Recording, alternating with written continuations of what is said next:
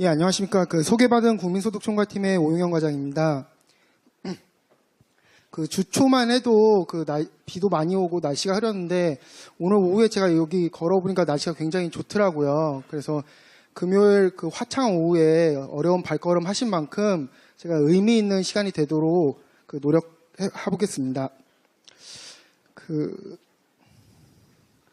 주제가 2017년 국민개정으로 본 우리 경제입니다. 이게 지금 사실 매년 비슷한 주제로 지금 발표를 하고 있는데요. 사실 국민개정이라는 단어 자체가 굉장히 생경하실 것 같습니다. 근데 아마 국민개정 말고 GDP나 아니면 경제성장률이라는 단어는 아마 많이들 들어보셨을 텐데요.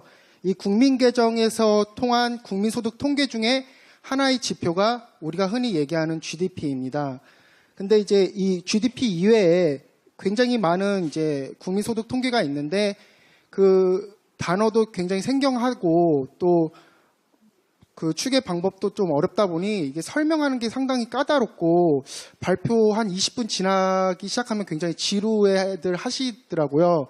그래서 제가 이번 발표에서는 최대한 쉽고 이제 여러분들께서 많이 알고 있는 단어를 사용해서 이제 설명해 보도록 하겠습니다. 이 발표에 앞서 지금 제가 듣기로는 이제 여기 오신 분들 대부분이 대학생들이라고 들었고 지금 육안으로도 대부분들이 대학생으로 보이시는데요. 제가 대학생을 대상으로 발표를 한다는 것으로 인지하고 발표하도록 하겠습니다. 제가 대학교 1학년 때 경제학 원론 수업을 들어갔을 때 처음 교수님께서 딱 교탁에 앉자마자 그걸 물어보시더라고요. 혹시 이 중에 전년도 우리나라 명목 GDP 금액이 얼마나 되는지 알고 있는 사람이 있느냐라고. 혹시 알고 계신 분 계신가요? 예, 알아도 손을 잘 안 드시겠죠. 그때 당시에 이제 클래스에서도 아는 사람이 없었고 그때 교수님께서 약 980조 정도라고 써주셨던 로 제 기억을 합니다. 그러면서 다음 시간에는 경제 성장률이 몇 %였는지를 좀 알아오라고 과제를 내주셨었거든요. 돌이켜서 생각해보면 왜 그럼 이제 첫 시간에 처음부터 이렇게 GDP를 언급하시고 경제 성장률을 언급하셨나 생각을 해보면 거시경제를 분석하고 이해함에 있어서 가장 핵심 지표라고 하나 꼽는다라고 하면 GDP, 국민소득 통계 중에 핵심 지표인 GDP였기 때문에 아마 교수님께서 경제학 원론 수업의 첫 시간에 그 단어를 꺼내시지 않았나 싶습니다.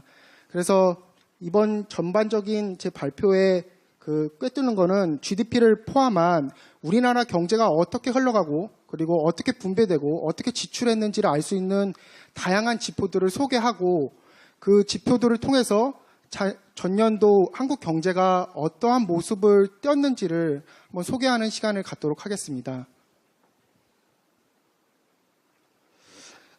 제가 준비를 한다고 했는데 그래도 많이 떨리네요. 예. 앞서 이제 국민소득 통계를 간략하게 좀 설명을 드리고 시작하도록 하겠습니다.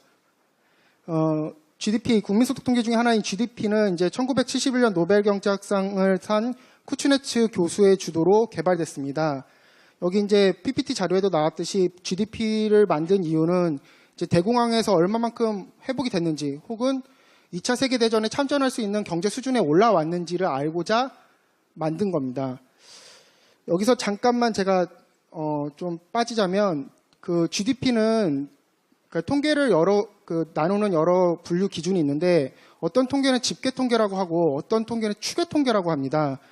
예를 들어서 취업자 수 같은 경우에는 저희가 적절하게 샘플을 뽑아서 그 샘플을 통해서 나타낸 조사 결과를 취합해서 나타나는 통계를 이제 집계 통계라고 하고요.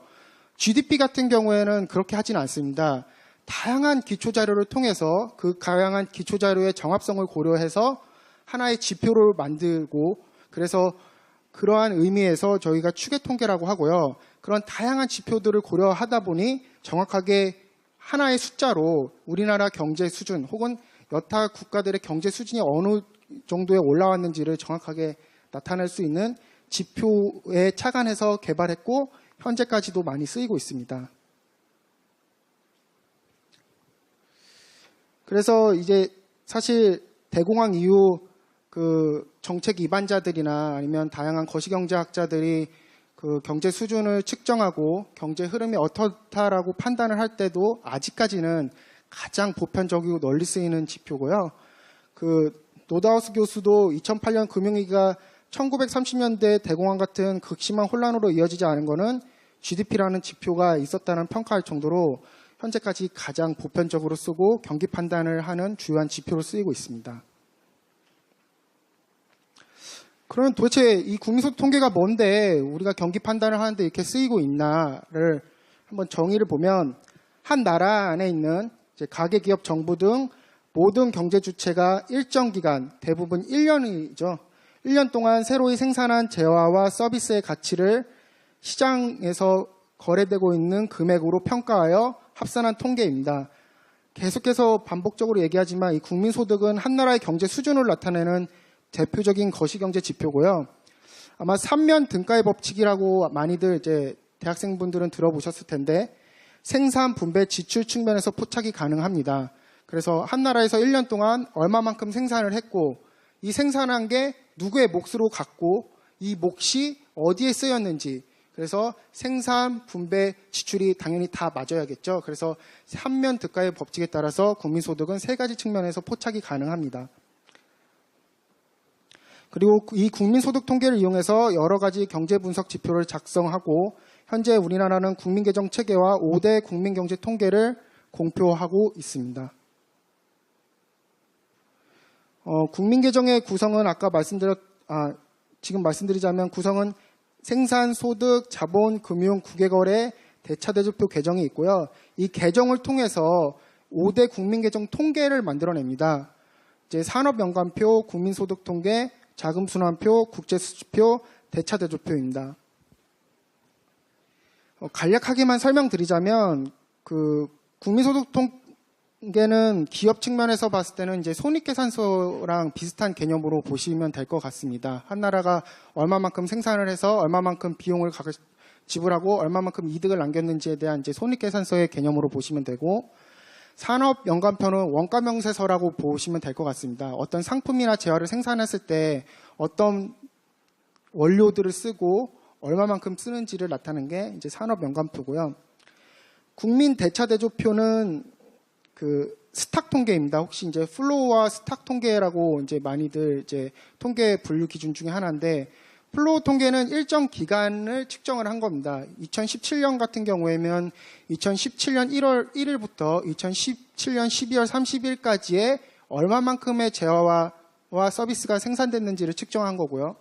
국민 대차 대조표는 스탁 통계로 그 기준 시점에 있어서 우리나라에 얼마만큼의 자산이 있고 얼마만큼의 재화가 있는지를 나타낸 통계입니다. 국제수지표는 아마 많이들 아시겠지만 우리나라와 대외 간의 거래를 나타낸 표입니다. 이 자금순환표는 실물 경제를 할 때 단순히 실물은 당연히 그 자본, 돈의 흐름과 같이 움직여야 하는데요. 그 실물 거래에 흐르는 돈의 흐름을 포착한 게 자금순환표입니다. 그래서 저희는 이렇게 5개의 국민 계정 통계를 지금 공표를 하고 있고 이 5개의 국민 계정 통계를 보시면 우리나라의 현재의 경제 상황을 정확히 판단하고 이해하실 수 있으실 겁니다. 그렇다면 이 국민소득 작성 기준, 그러니까 GDP의 유용성 중에 하나는 이게 단순히 우리나라뿐만 아니라 국제 비교가 가능하다는 겁니다. 그래서 작년도에 우리나라가 경제가 여타 국가보다 좋았는지 나쁘는지도 측정할 수 있고 여타 국가에 비해서 경제 규모가 큰지 작은지도 측정을 할 수 있습니다. 그렇게 측정을 할 수 있다는 건 당연히 작성 기준이 동일하다는 전제 하에서 비교가 가능하겠죠. 그러면 어떤 작성 기준을 따르냐 하면 저희가 흔히 얘기하는 SNA 기준을 따르고 있습니다. 그 국민 계정을 이제 추계함에 있어 통일된 국제 통계 기준이고요. 이건 처음에 유엔을 주도로 1953년도 SNA라고 해서 2차 세계대전 이후 국민 계정 편제 국제 기준을 초안으로 처음 만들었고 지금까지 총 4차례에 따라서 계속 추계 방법을 기준을 바꾸고 더 정확한 경제 흐름을 포착하기 위해 노력하고 있습니다. 국제 기준의 바뀜에 따라 우리나라도 이 국제 기준의 흐름에 맞추기 위해서 계속해서 저희가 업데이트를 하고 추계 방법을 선진화하고 체계화하고 있습니다. 그래서 2014년도가 마지막으로 현재 R&D 등 자산 범위 확대, 글로벌 생산 처리 방법 변경 등 해서 기준령 개편을 통해 08 SNA를 지금 현재 이행했습니다. 그럼 본격적으로 그러면 이 국민소득을 어떻게 측정하고 그 다음에 이제 두 번째 파트에서 어떤 결과물들이 나오는지를 한번 살펴보도록 하겠습니다. 반복적으로 말씀드릴 것 같은데 이 국민소득은 생산과 지출, 그 다음에 분배 이렇게 세 가지 측면에서 포착이 가능하고요. 저희도 이 세 가지를 다 포착을 해서 지금 공표를 하고 있습니다. 생산국민소득은 아까 말씀드렸듯이 쉽게 얘기하면 1년 동안 우리나라에서 얼마만큼의 재화와 서비스가 생산됐는지, 분배국민소득은 그 생산한 것을 누구한테 몫으로 전달이 됐는지, 그리고 그 몫을 받은 경제 주체들이 어디에 지출했는지, 이렇게 해서 생산, 분배, 지출국민소득이 3면 등가의 법칙에 따라서 지금 정확히 일치하고, 사실 근데 정의상 일치하긴 한데 저희가 기초자료가 다르기 때문에 어느 정도의 통계적 불일치는 현재 있는 상황이긴 합니다. 아무튼 정의상은 이 세 개가 동의를 해야 하고 이 세 가지 측면에서 포착해서 지금 공표하고 있습니다. 생산국민소득은 이제 아까 말씀드렸듯이 총산출 중간소비 부가가치로 구성된 생산 계정으로부터 도출이 됩니다. 그래서 산업별로 추계된 부가가치를 모두 더하여 산출을 합니다. 지금 이 표만 보면은 사실 잘 이해가 안 될 것 같습니다. 제가 봤을 때 쉽게 이제 뒤에 예시, 되게 유명한 예시도 있겠지만 결국에 내가 빵을 만들 때 얼마만큼의 원료를 가져와서 이득을 남기겠죠. 근데 이제 그 빵을 만들기 이전에 농부도 있고, 그건 제가 뒤에서 다시 한번 그러면 아무튼 설명을 하겠습니다. 그래서 아무튼 생산 계정은 산출액에서 중간 소비를 뺀 나머지 부가가치의 합으로 이루어져 있다는 것만 기억을 하시면 될 것 같습니다. 그럼 이제 산출액이 뭐냐는 저희가 산업별로 산출의 정의를 좀 다르게 하고 있습니다. 제조업의 산출의 경우 생산량 곱하기 거래 가격입니다. 쉽게 얘기해서 반도체라고 치면은 반도체 10개 생산했고 반도체 한 개에 100원이면 10 곱하기 100을 해갖고 1000 이렇게 저희가 지금 산출액을 추계를 하고 있는 상황입니다. 도소매업 같은 경우에는 거래 마진을 산출액으로 잡고 있습니다. 그래서 그 매출액에서 매출액의 원가를 뺀 나머지를 산출액으로 잡고 있고요. 금융업의 경우에는 금융중개 서비스와 실제 서비스입니다. 사실 국민계정이 되게 어렵다라고 느끼는 이유 중에 이 용어가 사실 지금 다가오지가 않습니다. 그래서 뭐 금융중개 서비스와 실제 서비스가 정확히 뭔지 다가오지 않는데 그냥 쉽게 설명이 들으면 실제 서비스는 그냥 ATM 수수료라고 생각을 하시면 될 것 같고요. 금융중개 서비스의 경우에는 저희가 예금과 대출을 함에 있어서 얻는 그 은행들의 수익이라고 생각을 하시면 쉬우실 것 같습니다. 정부 서비스의 경우에는 산출액이 투입 비용입니다. 그 이유가 정부는 저희가 비시장 산출물을 생산한다고 합니다. 그러니까 정부의 경우에는 시장에서 만들어낼 가치가 없지만 사람들에게 꼭 필요한 재화나 서비스를 이제 하기 때문에 이 산출물에 대한 시장 가격이 존재하지 않습니다. 그렇기 때문에 그 제조업 가치, 거래 가격, 뭐 매출액 이런 게 존재할 수가 없기 때문에 그 정부 서비스의 경우에는 정부가 지출한 금액 자체를 저희가 산출액으로 잡고 있습니다.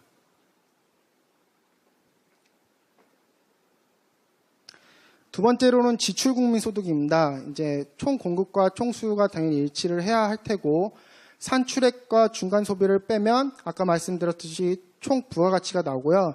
이 총 부가가치는 저희가 최종 소비, 투자, 재고 증감, 순수출 이렇게 나누고 있습니다. 사실 제가 오늘 이 자리에서 가장 언급하고 싶고 아마 관심이 많은 분야가 아마 이 분배소득 개정일 겁니다. 저희가 지금 아직은 사실 지금 이 자료는 지난달 3월 28일 날 저희가 공표한 자료를 기본으로 해서 지금 제가 발표드리고 있는데요. 지난달에 공표할 때 언론인에서 가장 관심이 있었던 것이 1인당 GNI였습니다. 그래서 1인당 GNI가 과연 3만 불을 넘느냐 안 넘느냐 뭐 이런 거에 관심이 많았는데요. 그만큼 우리나라가 지금 어떻게 보면 선진국 문턱에 다 와 있기 때문에 얼마만큼 생산하는지도 관심이 많지만 이 생산한 게 누구의 몫으로 돌아가는지도 굉장히 많이 관심을 갖기 시작했습니다. 그래서 이 생산한 게 과연 누구한테 돌아가는지를 나타난 것이 바로 이 분배 국민소득입니다. 그래서 이 생산한 몫이 어떤 경제 주체들에게 돌아가는지를 나타낸 표고요. 그 경제 주체를 저희 국민개정에서는 비금융법인, 금융법인, 일반정부, 가계, 국외 이렇게 총 5개로 나누고 있습니다.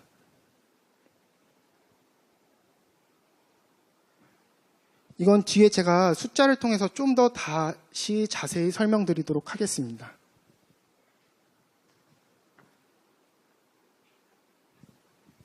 그래서 국민소득의 측정에서 측정 항목은 좀 살펴보면 생산국민소득, 분배국민소득, 지출국민소득 보면 생산국민소득은 아까 계속해서 말씀드렸지만 얼마만큼 생산했는데 각 산업별로 얼마만큼 생산했는지를 측정을 합니다.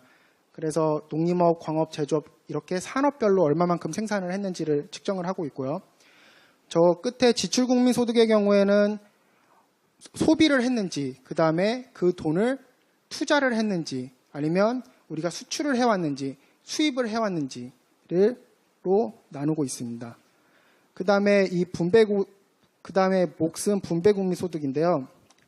이제 피용자 보수 영업이며 고정자본 소모 생산 및 수입세, 차감 항목인 보조금, 국외순수치 요소, 국외지급 요소득. 아마 이 용어 자체가 제가 대학생 때는 다 낯선 단어였는데 요즘 대학생분들의 지적 수준이 높으셔서 아마 이 단어를 다 아실 수도 있는데 잠깐만 간략하게 이해하기 쉽게 설명드리자면 피용자 보수는 그냥 노동자들의 월급이라고 생각하시면 간단할 것 같습니다. 그러니까 물론 정확히 일치하지는 않습니다. 제가 설명을 편리하게 하기 위해서 대표적인 예를 드는 거지 그게 뭐 피용자 보수가 월급이다 이건 아니지만 저희가 이해를 도모하고자 예를 들면 피용자 보수는 이제 노동자들의 월급이라고 생각을 하시면 될 것 같고요.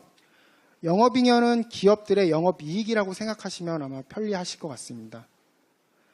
그 다음에 고정자본 소모는 이제 감가상각이라는 말이 아마 더 많이 와닿으실 것 같은데 컴퓨터 한 대를 뭐 100원에 사고 그걸 10년 동안 쓰면은 아마 10년 뒤에 그 컴퓨터는 이제 당연히 없어지겠죠. 쓸 수가 없으니까요. 그러면 그 100원을 10년으로 나누면 1년에 10원씩 여기 분배국민소득에 더해주는 형식을 취하고 있습니다. 생산 및 수입세는 쉽게 얘기하면 저희 유가에 붙는 세금이라고 생각하시면 쉬울 것 같습니다. 그리고 국외순수치 요소소득은 비거주자 외국인들이 국내에서 벌어들이는 소득 반대로 저희 나라가 외국에 나가서 벌어들이는 수입 이런 것을 마이너스는 이제 저희가 외국인들에게 주는 월급이라고 생각을 하시면 되고 수치 요소소득은 저희가 나가서 벌어들이는 돈이라고 생각을 하시면 됩니다. 다시 요약을 하자면 기업이 어떤 상품을 하나 만들어서 팝니다. 그러면 팔아서 이득을 얻겠죠. 월급을 주고. 그러면 월급을 주면 저기 피용자 보수에 잡힙니다. 그리고 기업이 이득을 얻은 거는 저기 영업잉여에 들어가고 그 상품을 위해서 다양한 컴퓨터도 쓰고 기계도 쓰고 그렇겠죠. 거기서 삼각되는 부분은 저기 고정자본 소모에 들어갑니다.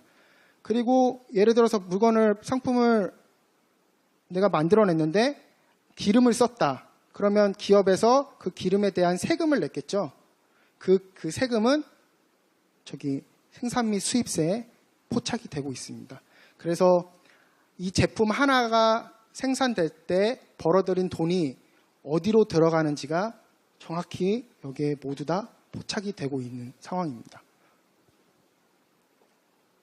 제가 잘 하고 있나요? 예. 그 국민소득의 측정 방법 계산 사례인데요. 그래서 아까 제가 앞서 설명하려다 만 건데, 처음에 이제 빵을 판매한다고 했을 때 총 그 4개의 단계를 거친다고 예를 들면, 처음에 농부가 밀을 만들 겁니다. 그래서 밀을 50원에 팔겠죠. 그럼 농부는 50원의 이득을 취할 겁니다. 근데 뭐 농부가 정말 극단적으로 생각해서 뭐 한 명을 고용해서 이제 했다고 하면 농부가 영업잉여 25를 가져갈 테고 월급으로 뭐 25가 나갔겠죠. 그래서 저기 20 임금과 영업잉여 25 이렇게 더해놓은 겁니다.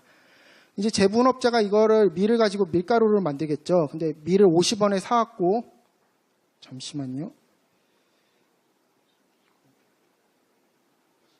50원에 사왔고 이걸 100원에 팔았다라고 하면은 역시 제분업자도 50원만큼의 이득을 취할 텐데, 역시 이 사람도 한 명을 고용했다라고 치고 월급이 25원 줬다라고 하면 제분업자가 25원 먹고 노동자한테 25원을 줬겠죠.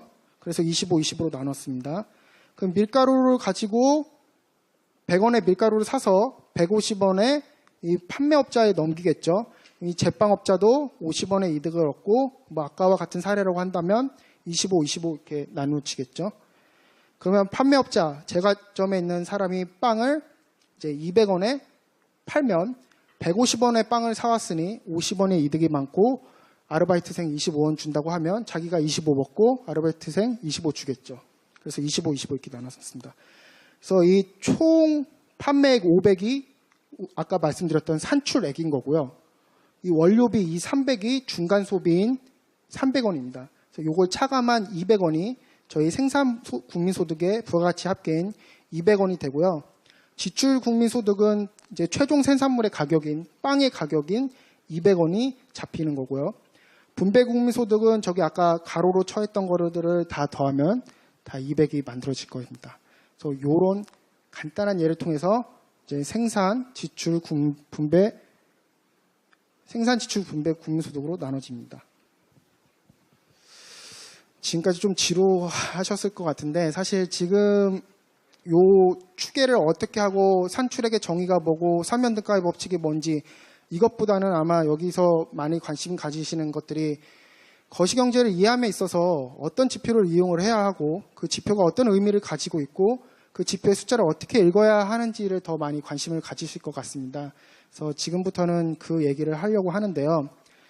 사실 저희가 국민소득 통계를 공표를 하면서 GDP뿐만 아니라 굉장히 많은 통계를 작성해서 발표를 하는데 실제 많이 사용되지 않고 있어서 아쉬운 점들이 많습니다. 그래서 그 아쉬운 점들이 많은 통계를 위주로 설명을 드리도록 하고, 이제 이 시간이 끝나고 나서 한국은행에서 고생을 해서 많은 유용한 지표를 만들고 있다라고 인식을 가져주셨으면 감사하겠습니다. 전형적으로 많이 거시경제 분석함에 있어서 쓰고 있는 지표들입니다. 경제성장률. 경제성장률의 정의는 실질 GDP의 증가율을 의미합니다. 여기서 제가 잠깐 새길로 세자면, 경제성장률은 크게 저희가 전년 동기 대비 성장률을 발표하고 전기 대비 성장률을 발표를 합니다. 그래서 저희가 이제 분기와 연간 이렇게 다 발표를 하는데요. 정의대로 정년 동기는 단기, 그 다음에 그 전년도 동기 대비의 증가율을 말하는 하는 거고요. 예를 들어 2017년 1사분기 그 전년 동기 대비 증가율이라고 함에 있어서는 2017년 1사분기 실질 GDP와 2016년 1사분기 실질 GDP의 증가율을 의미를 하겠죠. 그 다음은 전기 대비 증가율은 그 2017년 1사분기 전기 대비 증가율이라 함은 2017년 1사분기와 2016년 4사분기의 증가율을 의미를 합니다. 근데 여기서 중요하게 생각하실 게, 아마 계절 조정이라는 말을 아마 들어보신 적이 있으실 겁니다. 그러니까 예를 들어 아이스크림 같은 경우에는 여름에 많이 팔리겠죠, 당연히. 그러면은 이 1사분기보다는 당연히 2사분기에 아이스크림이 당연히 많이 팔릴 겁니다. 그러면 과연 2사분기 아이스크림이 더 높게 성장을 했느냐? 또 그렇게 볼 수는 없는 거죠. 그래서 이런 계절적인 요인들을 다 제거를 해주고 분기마다 성장률을 보기 때문에 분기 성장률을 볼 때는 저희가 전년 동기와 함께 전기비 계절 조정을 제거한 SA, 그 시즈널 어저스티드 된 그 성장률을 쓰고 있습니다. 그래서 현재 저희의 분기의 주지표는 전기 대비 성장률을 쓰고 있고요. 그 매분기 끝나고 30일 이내에 공표하게 되어 있습니다. 그래서 아마 관심을 가지신 분들은 혹시 아실 수도 있겠지만 어제 저희가 1사분기 GDP를 발표를 했고 1사분기 GDP 그 보도자료의 첫 문장은 뭐 2018년 1사분기 GDP는 전기 대비 뭐 1.1% 성장하였습니다. 이렇게 이제 발표를 하고 있습니다. 그러면 전년 동기 대비와 전기 대비 성장률 중에 왜 주지표로 전기 대비 성장률을 쓰는지에 대해서는 아마 많은 책자에 나와서 그 책자를 참고하시면 되는데 간단하게 설명드리자면 경기의 흐름을 신속하게 포착하는 장점이 전기 대비 성장률이 있습니다. 그래서 이 GDP를 통해서 경기 흐름의 포착을 쉽게 할 수 있는 지표가 전년 동기 대비보다는 전기 대비 성장률이기 때문에 저희가 현재는 주지표로 전기비 성장률을 주지표로 사용을 하고 있습니다. 두 번째로는 성장 기여도입니다. 성장을 하긴 했는데 도대체 어느 산업에서 성장을 했는지 아니면 지출 항목에는 어느 지출 항목에서 이렇게 성장을 했는지를 나타내는 지표입니다. 이 성장 기여도는 전년도 총 명목 GDP에서 해당 부문이 차지하고 있는 비중 곱하기 당분기에 해당 부분의 실질 증가율을 곱하면 됩니다. 그래서 제조업이 성장을 이끌었는지 서비스업이 성장을 이끌었는지를 보려면 제조업의 성장 기여도 혹은 서비스업의 성장 기여도를 보시면 쉽게 이해하실 수 있으십니다. 경제 규모입니다. 경제 규모. 한 나라의 경제 수준, 경제 규모가 얼마만큼 되는지를 알아보기 위해서는 저희가 명목 GDP를 사용을 하고 있고, 그럼 미국이 과연 진짜 그 경제 규모가 크다, 안 크다 이렇게 말을 하는데, 그럼 크고 안 크고로 어떻게 이제 에비던스를 제공하냐면 저 명목 GDP의 규모를 가지고 각 국가들의 경제 규모가 크다 안 크다를 얘기를 하고 있습니다. 참고로 말씀드리면 전년 기준으로 했을 때 우리나라는 전 세계 명목 GDP의 약 2% 정도 차지하는 걸로 나왔습니다. 1인당 국민소득입니다. 1인당 국민소득은 세 번째는 경제 규모인데요. 이 네 번째는 그 각 국가의 이제 어떤 경제 수준을 이제 알 수 있는 겁니다. 예를 들어 사실 중국이 경제 규모가 아무리 크다라고 했을 때 그 1인당 국민소득으로 나누면은 낮거든요. 그러니까 인구가 사실 많으면 많을수록 경제 규모는 클 수밖에 없습니다. 그럼 한 사람이 가져갈 수 있는 몫이 경제 수준을 측정하는 데 더 바람직한 지표라고 생각을 하기 때문에 한 나라의 경제 수준을 알 수 있는 거는 이제 1인당 국민 소득이고요. 그 산식은 명목 GNI 나누기 연항 인구 혹은 추계 인구를 사용하고 있습니다. 그러면 경제 구조입니다. 네 번째, 그 우리나라 경제가 어떻게 이루어졌는지를 봤을 때 어느 산업이 중심으로 주도하고 있는지를 보고 싶으면 산업별 명목 부가가치에서 나누기 총 부가가치를 보시면 됩니다. 그래서 우리나라가 제조업 중심의 뭐 국가다 이렇게 말을 많이 하는데, 그럼 너는 무슨 근거로 제조업 중심의 국가다라고 얘기를 하니? 라고 물어보면 저희의 이 제조업의 부가가치 나누기 GDP의 부가가치의 비율을 보면 저희 나라가 타 국가에 비해서 제조업의 비율이 높습니다. 그렇기 때문에 우리나라가 다른 국가보다 제조업의 비율이 높다라고 이렇게 얘기를 할 수 있겠죠. 다섯 번째는 지출 구조입니다. 이건 지출 항목별 금액 나누기 마찬가지로 총 부가가치를 나누시면 됩니다. 저희가 수출 중심의 국가 뭐 이렇게 얘기를 할 때 그럼 너는 왜 그렇게 얘기를 하니? 라고 물어본다고 할 때 에비던스로 될 수 있는 게 여기 지출 항목에 수출이 있으니 이제 수출과 나누기 GDP를 나눈 비율을 다 여타 국가들과 비교했을 때 높은 수준이라고 생각을 한다면 그 국가는 수출 중심의 국가라고 얘기를 할 수 있겠죠. 이렇게 지금 총 한 나라의 경제 수준, 경제 규모, 성장 수준, 산업 구조를 살펴볼 수 있는 지표들을 살펴봤고요. 그 지표들이 2017년도에 과연 어땠는지를 지금부터 한번 살펴보도록 하겠습니다. 2017년도 경제 성장률은 3.1%입니다. 2014년 이후 3년 만에 3%를 회복했는데요. 사실 2015년과 16년도 2.8%, 2.9%를 기록했을 때 많은 언론들에서 이렇게 얘기했습니다. 2%의 저성장 고착화에 빠지는 것이 아닌가라는 우려를 많이 나타냈는데요. 다행히 17년도에는 저희가 3%를 넘는 그 성장률을 기록해서 조금 경기 회복을 신호탄이라고 많이들 언론에서 조명을 했었습니다. 이처럼 연간 경제 성장률을 통해서 우리나라 경기의 흐름을 잘 판단을 하고 현재 많은 정책 기반자들이 사용을 하고 있습니다.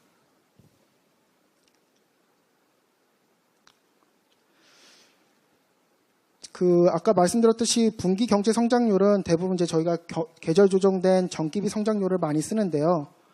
오른쪽 끝에 보시면 17년 1, 2, 3, 4분기가 1.0, 0.6, 1.4, 마이너스 0.2입니다. 그래서 아무튼 경기 흐름이 1분기 때 좋다가 2분기 때 다운, 3분기 때 더 좋다가 4분기 때 조금 하강 이렇게 이제 보실 수도 있는데요. 저거는 사실 3분기와 4분기는 약간 불규칙적인 요인이 있었습니다. 잘 아시겠지만 10월 중에 저희가 작년도 10월에 장기 휴일이 굉장히 많았죠. 그래서 원래 10월 중에 나가야 하는 수출 품목들이 9월 달에 막 밀어내기 수출을 하면서 9월에 조금 성장률이 높고 그거에 대한 기저효과 때문에 4분기 성장률이 다소 낮았고요. 어제 발표한 대로 1분기 성장률은 저희가 1.1이라서 지금 현재 경제는 견조한 흐름을 보이고 있다라고 이렇게 얘기할 수 있을 것 같습니다. 그래서 경제가 좋냐 안 좋냐를 판단했을 때 가장 많이 쓰이는 게 당연히 GDP고, 그래서 어디서 물어본다라고 하면은 2017년 GDP 성장률 3.1%로 14년대 이후 3년 만에 3%를 회복하고 1분기 성장률이 1.1%로 견조하게 나타났으므로 현재는 경기가 회복되고 있는 중이다라고 얘기를 하면 단순히 경기가 좋다라고 있는 것보다는 조금 있어 보이시죠? 자꾸 이렇게 몇 번 트라이를 했는데 별로 웃음이 없으셔서 그러면 과연 이제 산업별로는 어땠는지를 한번 살펴보도록 하겠습니다. 저희가 농림업, 광업, 제조업, 정가수, 건설업, 서비스업인데요.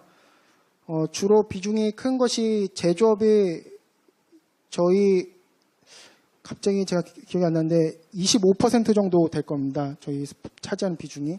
서비스업이 50%를 조금 넘고요. 건설업이 10%가 조금 안 되는 건데 아무튼 요 세 가지가 가장 저희가 생산 항목에서는 눈여겨보아야 할 산업이고요. 제조업은 기계 및 장비, 전기 및 전자기기 등이 증가했습니다. 사실 저렇게 써놓으면 무슨 얘기인지 알 수가 없습니다. 실무자가 아닌 이상. 그래서 조금 풀어서 설명을 드리자면 전기 및 전자기기는 쉽게 얘기해서 반도체라고 생각을 하시면 쉬울 것 같습니다. 그래서 작년도 4차 산업혁명 등 통해서 이제 반도체 수요가 폭발적이었습니다. 세계적으로. 그래서 많이들 아시겠지만 삼성전자의 순이익이 굉장히 좋았죠. 하이닉스도 마찬가지고. 그러니까 반도체를 주로 생산하는 기업을 위주로 전기 및 전자기기의 수출이 굉장히 좋았습니다. 그래서 그 수출 호조 때문에 제조업 성장률이 좀 높게 나왔고요. 17년도에. 기계 및 장비 같은 경우에는 전년도를 기점으로 선진국을 중심으로 선진국들이 경기 회복기에 들어서 있습니다. 그러면 경기가 회복되면 이제 투자를 시작을 하겠죠. 그럼 투자를 시작을 하려면 일반 기기 같은 것들이 많이 필요할 겁니다. 그래서 선진국들이 경기 회복에 따라서 일반 기기에 대한 수요가 늘어나니까 우리나라가 일반 기기의 수출도 꽤 많이 늘어났습니다. 그래서 제조업은 그런 두 가지 특징 때문에 2017년도에 4.4% 성장을 했고요. 건설업도 16년보다 둔화되긴 했지만 7.1%로 굉장히 높습니다. 요즘 많이들 뉴스에 나오는데 강남 아파트 값이 올라가고 지금 분양도 그러니까 입주 물량이 최대고 뭐 이런 기사들을 많이 보셨을 텐데요. 그 2015년을 기점으로 그 분양이 굉장히 많이 일어났습니다. 그러니까 대부분 저희 지금 건설은 분양을 한 다음 건설을 시작을 하죠. 그래서 15년도에 분양했던 물량들을 16년도, 17년도 짓기 시작하다 보니 이렇게 건설업의 성장률이 굉장히 높게 나왔습니다. 서비스업은 보시면 되겠지만 증가율이 전년에 비해서 둔화됐습니다. 2.5%에서 2.1%인데요. 이 서비스업도 아마 찾아보시면 이 하위 항목에 굉장히 많이 잘 나와 있는데 특히 뭐 도소매 음식 숙박업들이 좋지 않습니다. 그럼 왜 그러냐라고 살펴보니까 전년도 사드 영향 때문에 그 중국인들이 국내에 들어오는 그 입국자 수가 굉장히 많이 줄었습니다. 그래서 중국인 관광객 수가 줄다 보니까 이 서비스업 증가율이 2016년보다 2017년도에 다소 둔화된 것을 보실 수 있습니다. 그래서 이렇게 산업별 경제 성장률만 보셔도 우리나라가 작년도에 어떻게 경제가 흘러갔는지를 눈여겨보실 수 있으실 겁니다.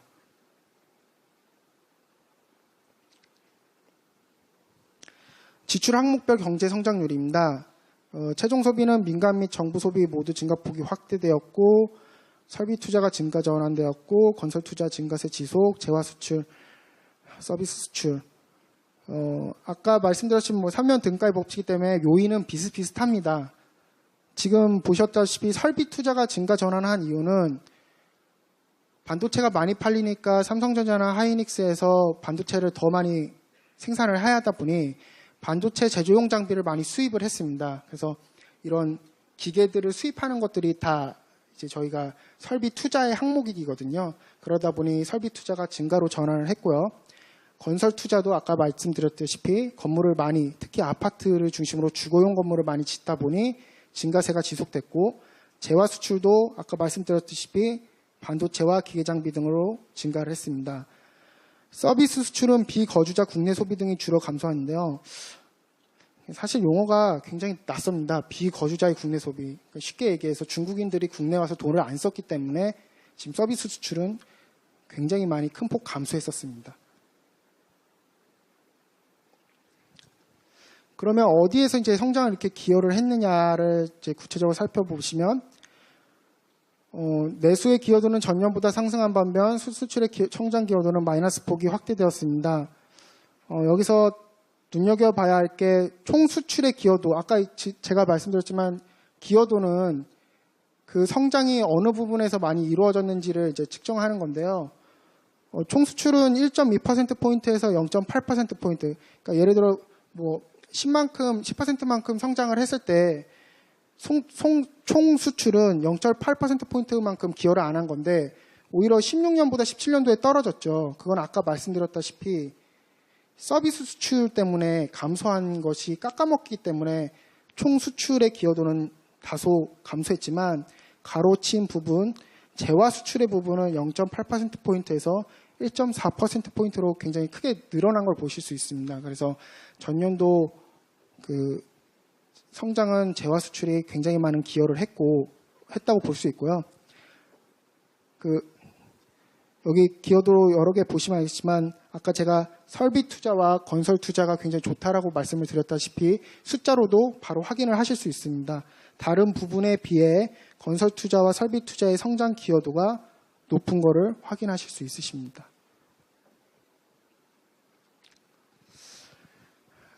이 GDP의 유용성 중에 하나는 국내 사정뿐만 아니라 해외 국가들과의 비교도 가능하다는 게 큰 장점입니다. 그래서 보시면 아시겠지만 G20 국가 중에서 2017년도 경제 성장률이 4번째로 높은 수준입니다.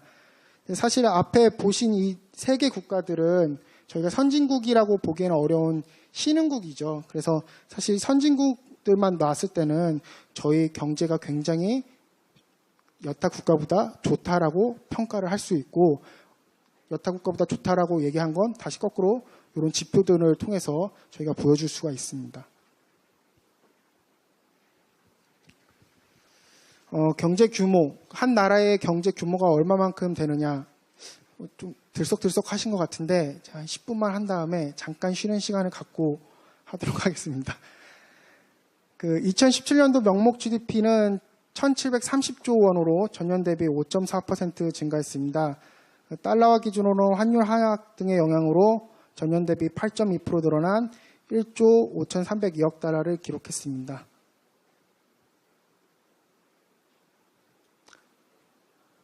여기 보시면은 국제비교 명목 GDP를 해놨는데요.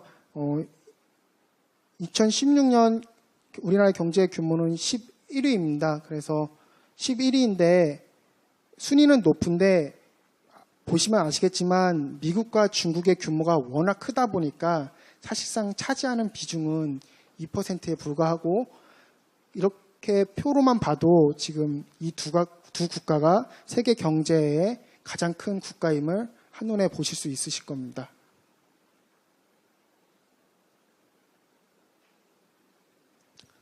두 번째는 국민 총소득입니다.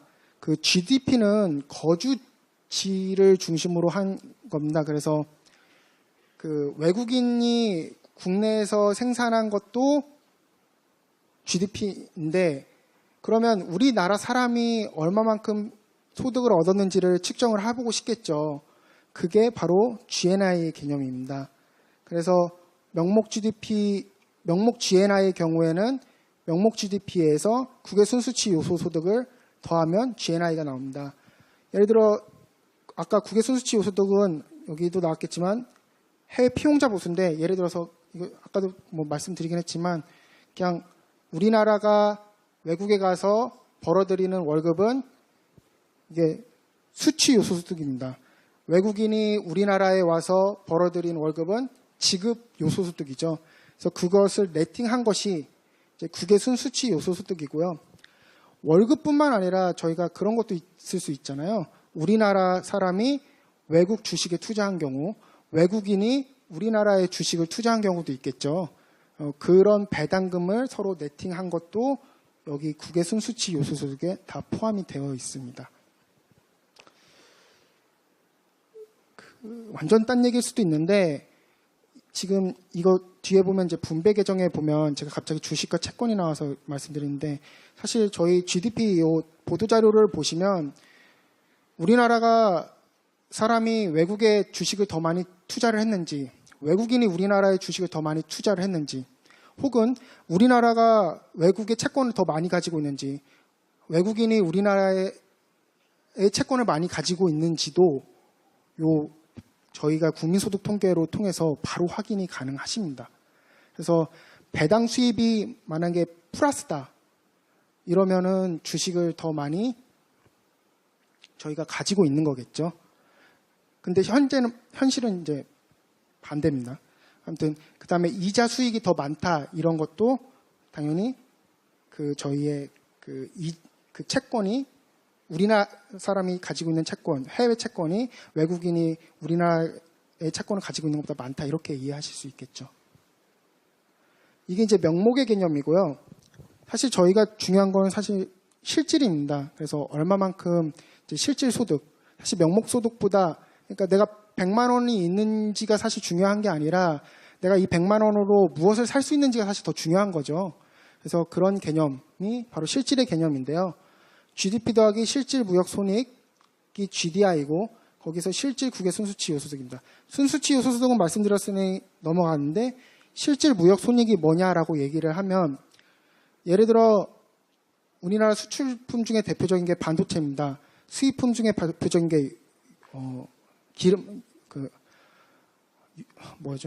기름을 유식한 말로 제가 갑자기 기억이 안 나서 기름인데 예를 들어서 반도체 한 개가 100원이었고 그 다음에 두바이오 1배럴당 100원이었다라고 하면 저희가 반도체 한 개 팔면은 1배럴의 두바이오를 얻을 수 있겠죠.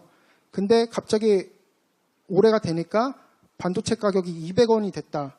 이러면 반도체 한 개만 팔아도 저희가 두바이오 2배럴을 가질 수 있는 거죠. 그것처럼 이 무역에 따른 그 수출품과 수입품의 가격에 따른 이 손익을 실질 무역 손익이라고 합니다. 그러면은 당연히 유가가 오르면 저희가 당연히 실질 무역 손익이 아시죠? 내려가겠죠? 예. 그래서 1인당 국민소득을 보면 2017년도 1인당 국민소득은 3,364만 원으로 전년 대비 4.7% 증가했고요. 미 달러화 기준으로는 29,745달러였습니다.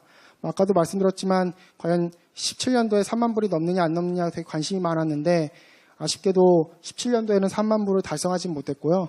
아마 올해에 3만 불을 달성할 거라고 많이들 예상하고 있습니다. 17년도 가계 총처분 가능소득은 1,874만 원으로 전년 대비 4.1% 증가했습니다. 이것만 설명을 드리고 제가 쉬도록 하겠습니다. 아마 가계 총처분 가능소득이라는 단어를 아시는 분은 단언컨대 없으실 것 같습니다. 왜냐하면 이 용어 자체가 아시는 분이 별로 없더라고요. 이거는 뭐냐면 실제로 가게들이 내가 소비에 쓸 수 있는 돈입니다. 그러면 저 1인당 GNI와 뭐가 다르냐? 저 1인당 GNI에는 가게뿐만 아니라 기업과 정부의 몫이 다 들어가 있는 겁니다. 아까 얘기했지만 경제 주체는 아까 어떻게 나눴냐면 비금융법인, 금융법인, 정부, 그다음에 가계 및 비영리단체, 국외 이렇게 나눴습니다. 그래서 이 GNI나 아까 경제 주체들의 몫이 다 들어가는 겁니다. 그래서 가계의 몫이 조금 늘어났더라 하더라도 기업과 정부의 몫이 많이 늘어나면 1인당 GNI 커질 수밖에 없습니다. 그렇게 되면 사람들이 아우성을 치죠. 나는 돈을 많이 못 벌었는데 왜 1인당 GNI만 이렇게 높은 거냐. 그래서 그럼 가게들이 실제 소비에 얼마만큼을 쓸 수 있는지를 측정할 수 있는 지표가 뭐냐라고 했을 때 한 것이 이 가계 총처분 가능소득입니다. 그래서 이 가계 총처분 가능소득은 그 1인당 GNI와 달리 가계의 몫만 가지고 온 것이고요. 플러스 경상이전이라는 말을 쓰는데 쉽게 얘기하면 세금입니다. 그래서 이 몫 중에 내가 뱉어낸 세금까지 차감한 돈입니다. 실제로 저희가 가장 유사하게 쓸 수 있는 용어는 아마 가처분 가능 소득이라고 해서 저희가 진짜로 소비에 쓸 수 있는 돈이 얼마냐라고 하면 요 숫자를 쓰시면 될 것 같습니다. 그런데 지금 이 그래프를 보시면 1인당 GNI와 1인당 PGDI, 그러니까 경제주체들의 1인당 몫과 가게들의 몫을 보면 갑자기 막 갭이 벌어지기 시작합니다.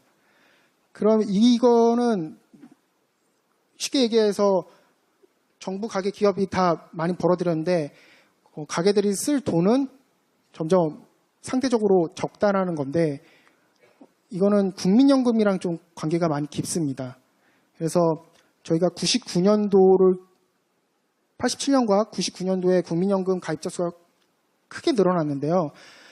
그 국민연금을 들게 되면 내가 100만 원을 벌었더라도 30만 원을 만약 연금으로 지출을 한다면 70만 원만 여기 PGDI에 잡히는 겁니다. 즉 지금 현재 아직까지는 우리나라가 연금을 받는 사람보다는 연금을 내는 사람이 많기 때문에 민간 가계 강제저축 개념으로 공적연금을 많이 내다 보니 지금 1인당 GNI와 1인당 PGDI의 갭이 크게 벌어져 있는 걸 보실 수 있습니다. 여기까지만 하고 한 5분만 쉬고 제가 이어나가도록 하겠습니다. 예, 그럼 계속 시작하겠습니다. 제가 보면 여기 아무래도 일반인분보다는 이제 대학생분들이 많으신 것 같아서 제가 아무래도 대학생들이 궁금해하실 만한 것, 그 다음에 제가 대학생이었으면 어떤 내용이 좋을까라고 고민한 것을 바탕으로 제가 말씀드리고 있습니다. 그래서 지금 이렇게 제가 말씀드리는 것이 꼭 여러분들께 좀 유용하고 유익하게 쓰였으면 좋겠습니다. 요 파트는 스킵하겠습니다. 보시면 아시기 때문에 스킵을 하도록 하겠고요.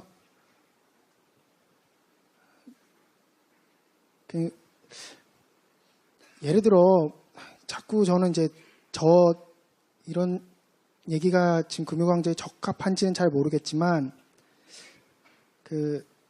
제가 대학생에 빙의 됐을 때 가장 시급한 문제는 취업이라고 생각을 해요. 그러면 이 강의가 지금 여러분들에게 도움이 되려면 내가 논술이나 혹은 면접장에 있을 때 남들보다 조금 더 있어 보이게 얘기함에 있어서 가장 좋은 거는 객관적 지표를 들어서 얘기하는 거거든요, 사실. 그때서 그거에 좀 도움이 될 수 있었으면 좋겠습니다. 그래서 하나를 얘기를 할 때 명목 GDP 같은 경우에는 한 나라의 경제 규모를 나타낼 때는 GDP를 씁니다. 근데 한 나라의 삶의 수준을 나타내는 거를 1인당 GDP라고 얘기하는 것보다는 1인당 GNI라고 라는 지표를 사용해서 쓰는 게 더 사실 적합하겠죠. 아까도 GDP와 GNI의 차이는 제가 말씀드렸다시피 한 국가의 국민들이 가져가는 몫을 의미하니까 삶의 수준을 얘기할 때는 1인당 GNI가 나을 거고 실질 GNI는 교육 조건까지 반영을 한 겁니다. 그래서 보시면 실질 GDP와 실질 GNI의 성장률을 보시면 13년, 14년, 15년, 16년, 17년 이렇게 보시면 GDP는 2.9, 3.3, 2.8, 2.9, 3.1 이렇게 됩니다. 근데 GNI 성장률이 갑자기 15년도와 16년도에 GDP보다 훨씬 많이 뛰었고 17년도에 동일한 수준을 기록을 했습니다. 15년도와 16년도에 GNI 성장률이 높은 이유는 뭘까요? 아셔도 대답 안 하시겠지만 제가 대답을 하면 유가 하락입니다. 15년도와 16년도 굉장히 유가가 많이 하락했기 때문에 실질 GNI 성장률이 실질 GDP 성장률을 크게 상회했습니다. 유가가 하락했다는 것은 우리가 수출품 한 단위 팔았을 때 더 많은 기름을 가져올 수 있다는 의미이기 때문에 실질 구매력이 늘어난 거죠. 그렇기 때문에 실질 GNI 성장률이 실질 GDP 성장률보다 크게 상회했습니다. 그래서 16년도에 보시면 실질 GDP가 1510조에서 1556조로 갔고요. 그 중에 교육 조건에 대한 실질 무역 손익이 59.9에서 65.7입니다. 실질 국외 순수치 요소득은 4.3조에서 0.3조입니다. 17년도만 따로 봤을 때 교육 조건에 따른 실질 무역 손익이 16년보다 17년도에 더 커졌습니다. 이건 무슨 의미죠?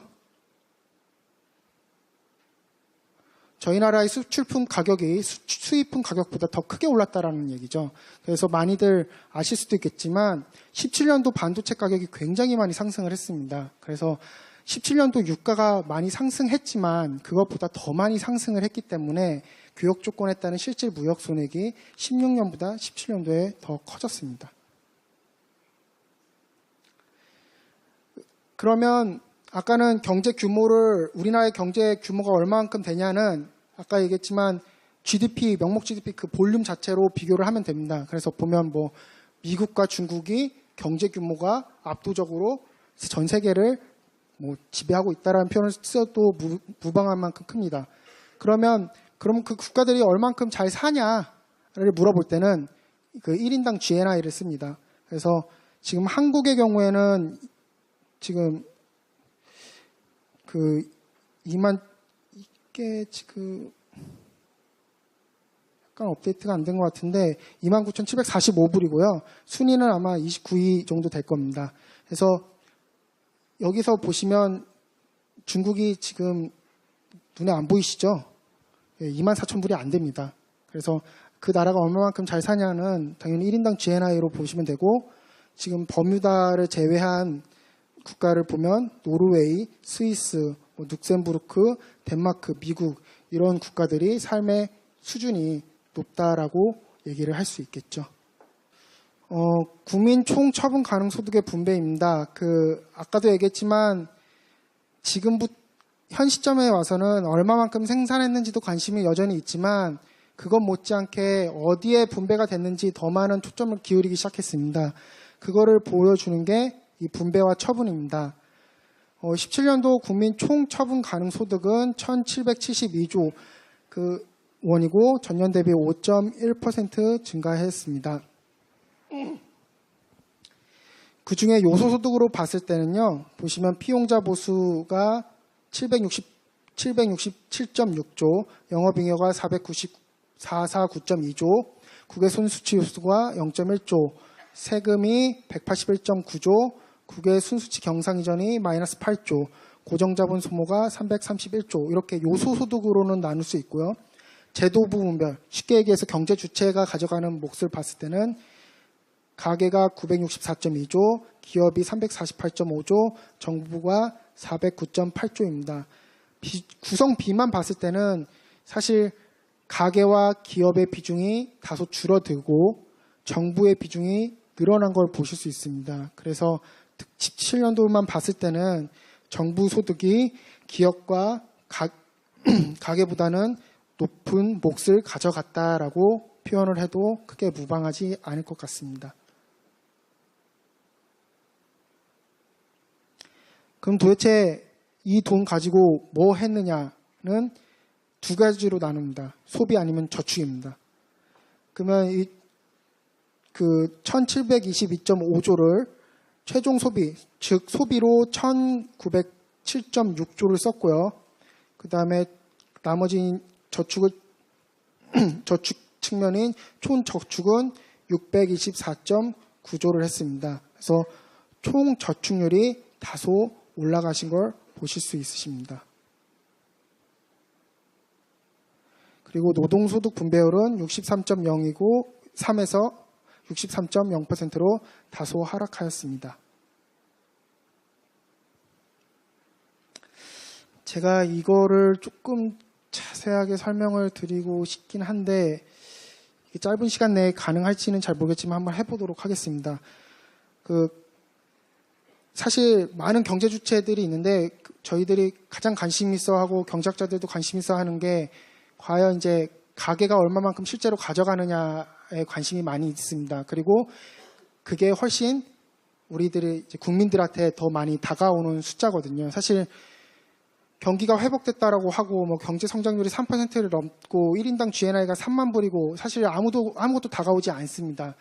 근데 그래서 국민들의 실제 구매력에 조금 더 체감할 수 있는 지표를 만들기 위해서 노력을 한 거고 그 노력의 결과물이 이 가계 총 처분 가능 소득의 분배와 처분입니다. 여기 보면은 본원 소득 분배 개정, 그 다음에 2차 소득 분배 개정, 재분배 소득 사용 개정 이렇게 나옵니다. 쉽게 설명드리겠습니다. 본원 소득 분배 개정은 가계가 경제 활동을 하면서 얻은 이익입니다. 구성 항목으로 보면은 피보, 그 중에 이제 세부 항목으로 보면 임금 및 급여, 사회 부담금 이렇게 있죠. 그 다음에 영업잉여, 예를 들어 지금 아까 비영리 단체라는데 자영업자들도 지금 여기 가계에 들어와 있습니다. 그렇기 때문에 가계 자영업자의 이득은 저희가 지금 영업잉여로 표시를 하고 있기 때문에 이 영업잉여 측면에 나타난 거고요. 가게들이 지금 그 주식을 사서 배당으로 돈을 벌 수도 있겠죠. 그다음에 이자를 내서 예금을 해서 이자를 얻을 수도 있겠죠. 그런 것들이 지금 재산소득에 보입니다. 지금 보시면 이자가 마이너스인 거 보실 수 있으시죠? 이거는 뭘 의미하시는지 잘 아실 것 같다고 생각됩니다. 아무튼 그런 재산소득을 다 더해서 내가 가게들이 가져간 몫이 여기 순본원소득 잔액으로 나타납니다. 그러면 이거를 다시 2차 소득 분배 개정으로 나눕니다. 2차 소득 분배 개정은 세금입니다. 쉽게 얘기해서. 그래서 경상세, 그러니까 소득세 같은 거라고 생각을 하시면 됩니다. 그래서 경상세를 차감해주고 사회 부담금 차감해주고 사회 수혜금을 더해주고 해서 나온 것이 순처분 가능 소득입니다. 여기서 하나만 말씀드리면 완전히 일치하지는 않지만 사회 부담금은 내가 부담하는 돈입니다. 예를 들어 국민연금입니다. 쉽게 얘기하면 사회 수혜금도 국민연금입니다. 부담금과 수혜금의 차이는 부담금은 내는 거고 수혜는 받는 겁니다. 지금 수혜금과 부담금을 더하면 마이너스가 나온 걸 봐서는 아직까지 가계는 국민연금을 내는 사람이 받는 사람보다 많은 거를 숫자로 확인하실 수 있겠죠. 그래서 아무튼 그렇게 나온 것이 순처분 가능 소득이고요. 그걸 또 다시 사회적 현물 이전으로 더해줍니다. 사회적 현물 이전은 뭐냐? 말이 어려운데 쉽게 얘기해서 저희가 병원에 가면 실제로 4,000원 내지만 그중에 반은 국민건강보험공단에서 4,000원을 뭐이든 5,000원씩 내주는 거죠. 그거를 더해주는 겁니다. 왜냐하면 그것도 정부가 가게에 주는 돈이라고 인지를 하기 때문이죠. 그래서 더해서 순조정 처분 가능 소득이 나오고요. 그 순조정 처분 가능 소득에서 연금기금 가계 순지분 더해주고 실제로 가게가 쓴 돈을 빼면 가계 순저축이 나옵니다. 그래서 저 80096 숫자가 나오게 됩니다. 그래서 가게들이 얼마를 벌고 얼마를 세금을 했고 얼마만큼 정부로 또 다시 받고 얼마만큼 소비했고 그만큼 얼마만큼 저축했는지가 저희의 국민계정표를 보시면 자세히 아실 수 있고 아마 책자에 제가 설명한 것보다 더 자세히 나와 있기 때문에 책자를 참고하시면 유익할 거라고 생각이 됩니다. 그래서 이 처분 항목에서 볼 수 있는 건 저희가 총 저축률, 가계 순저축률, 총 투자율입니다.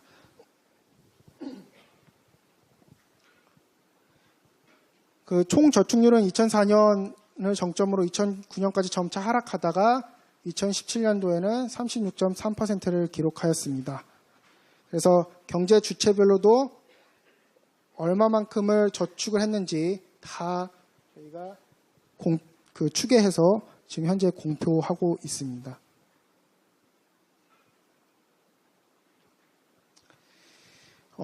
가계 순저축률입니다. 그러니까 이 가계 순저축률은 아까도 말했지만 가계가 실제로 내가 가질 수 있는 돈에서 실제 최종 소비를 뺀 나머지를 가계 순저축이라고 합니다. 그래서 가계의 소비와 소득이 비슷하게 증가하게 돼서 전년과 동일한 7.6%를 기록했습니다. 가계 소득의 경우에는 임금 및 급여 증가세가 둔화되었으나 이자 및 배당금 등 순재산 소득이 전년 대비 증가로 전환하였습니다. 그래서 14년도, 15년도에 6.3, 8.1에서 16년도와 17년도는 7.6%, 7.6% 동일하게 됐습니다.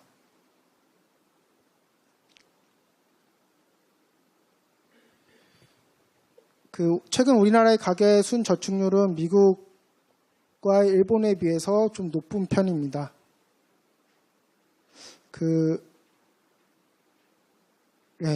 또 하시면 될 것 같습니다.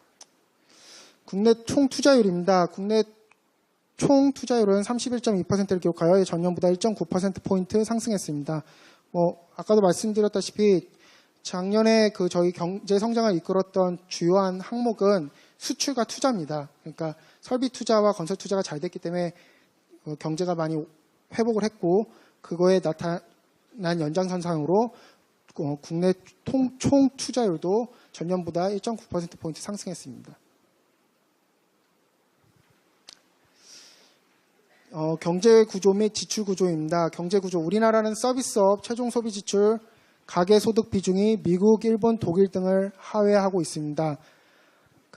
이게 다 비슷한 얘기일 텐데, 저희 나라는 제조업의 비중이 높은 편입니다. 왜냐하면 원재료를 수입해서 투자를 해서 그거를 완제품을 만들고 완제품을 수출하다 보는 국가의 생산 구조로 뛰고 있거든요. 그러다 보니 미국, 일본, 독일보다는 당연히 제조업의 비중이 높고 그의 연장선상에서 지출 구조도 수출과 수입의 비중이 좀 높은 편입니다. 그 다음에 분배 구조를 봤을 때는 아무래도 정부의 비중이 기업과 가계보다 여타 국가보다는 현재 높은 수준으로 나와 있습니다.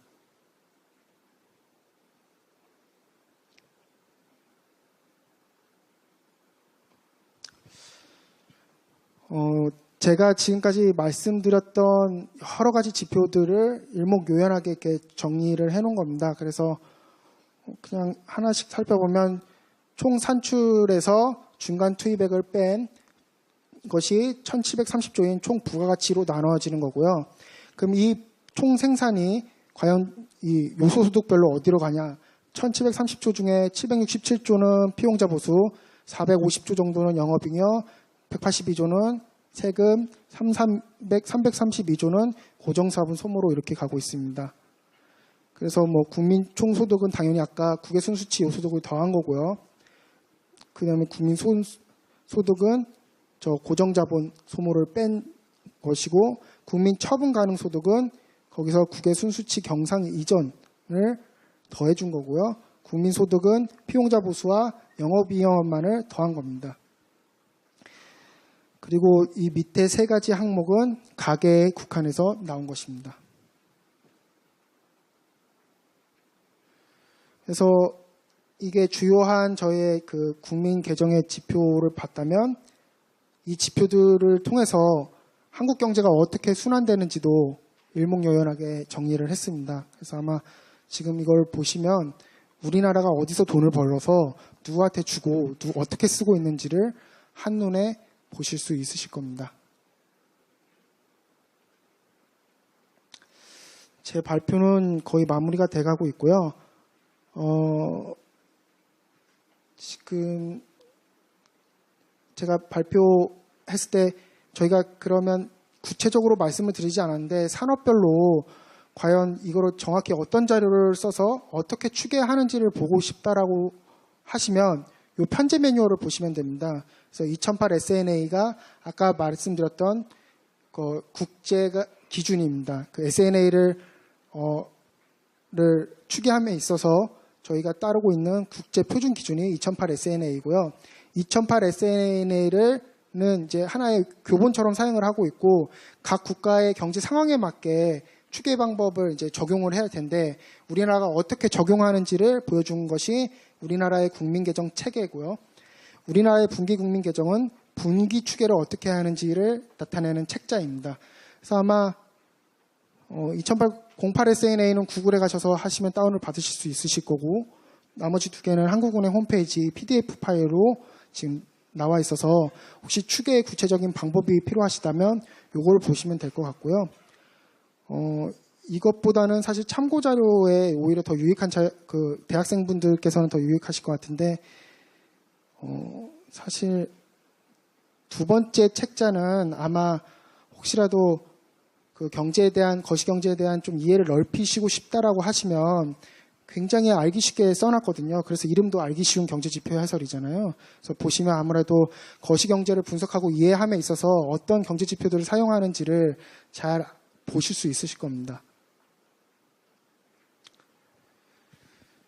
가끔씩 전화가 옵니다. 경제 성장률 어디서 찾냐고. 어디서 찾으시면 되냐면 ecos.bok.or.kr에 들어가시면 이렇게 경제통계 시스템이라는 인터넷 사이트가 나옵니다. 이게 아마 저희 굉장히 그 대외적으로도 칭찬을 많이 받는 그 사이트로 알고 있습니다. 굉장히 잘 정리되어 있거든요. 그래서 여기 보시면은 여기 10번에 국민계정으로 들어가시면 그 지금까지 제가 말씀드렸던 지표나 이런 것들이 시계열로 잘 일목요연하게 정리되어 있습니다.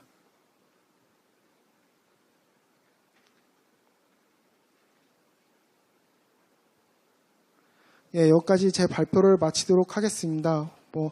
혹시 궁금한 거 있으시면 질문 있으신가요?